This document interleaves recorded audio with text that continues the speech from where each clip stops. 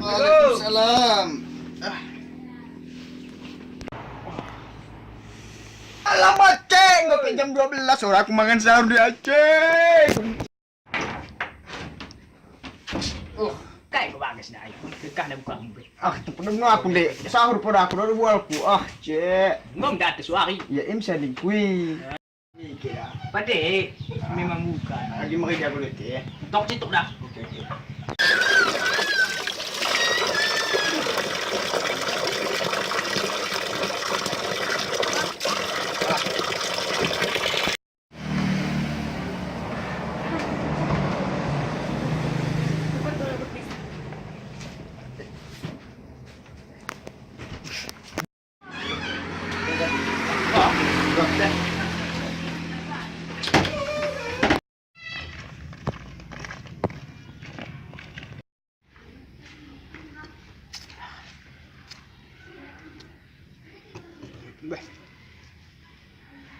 Halo.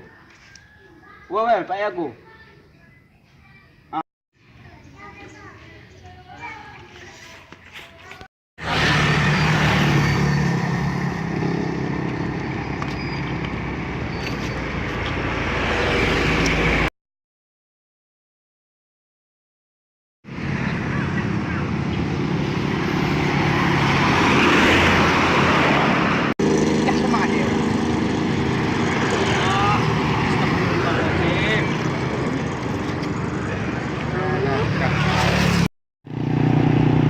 Astagfirullahaladzim, kuning berpuasa kau tidak muda.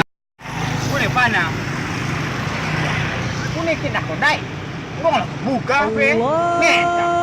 Macam aku korang aku puasa no. Oh ni bau kau kodai. Macam ni aku dah kong deh jam 12 dah aku ngerti. Salah isemi. Apa yang sama aku paham ni dah.